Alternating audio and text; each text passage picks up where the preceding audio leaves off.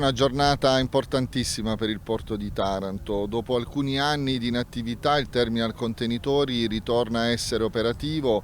Intanto io mi sento di ringraziare sia il concessionario San Cataldo Container Terminal che anche la CMA CGM, che è l'armatore della nave che oggi è arrivata. Oggi appunto, come dicevo, riparte il terminal, riparte con un programma molto ambizioso ma graduale.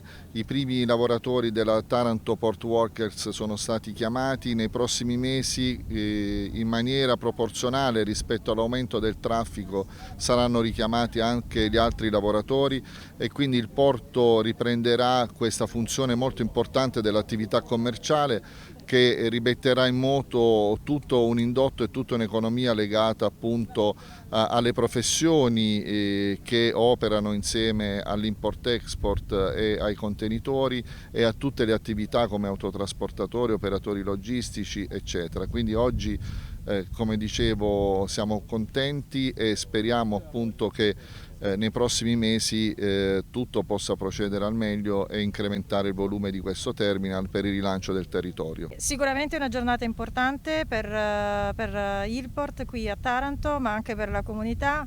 Oggi, dopo tanti anni, riprendono le operazioni con le navi container nel porto di Taranto. Un momento atteso, un momento che è potuto realizzarsi anche grazie al contributo delle autorità e di tutta la comunità locale. Oggi abbiamo la prima nave, la Nicola, della compagnia francese CMA, e sappiamo già che c'è un grosso interesse nei confronti del terminal, quindi crediamo in uno sviluppo del porto e della comunità abbastanza rapido. Beh, lo ha detto la dottoressa Del Prete, che ringrazio, insomma, con lei tutta la compagine di Ilport, i ragazzi che stamattina sono tornati al lavoro. Siamo molto orgogliosi, molto contenti, non solo perché sono passati alcuni anni, ma questo è un grande segno di ripartenza per tutta la comunità che si è stretta intorno a questa grande iniziativa, ma anche perché Taranto ritorna sulle mappe che contano. Questo è un porto molto attrattivo, una grande infrastruttura sulla quale continueremo a investire tutti quanti insieme,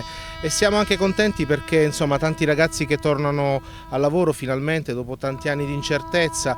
C'è ancora qualcosa da fare, dobbiamo lanciare questa zona economica speciale, dobbiamo rivedere il nostro sistema di concessioni in questo porto, dobbiamo ancora fare lo sforzo di creare ricadute per quanto possibile sul sistema economico locale, ma insomma è uno di quei giorni che veramente fa venire la pelle d'oca insieme a questi rimorchiatori che salutano.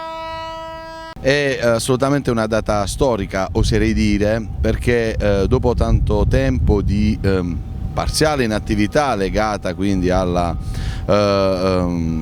partenza, all'andata via del vecchio operatore, devo dire che il porto riparte e con un operatore internazionale con il quale siamo onorati di collaborare.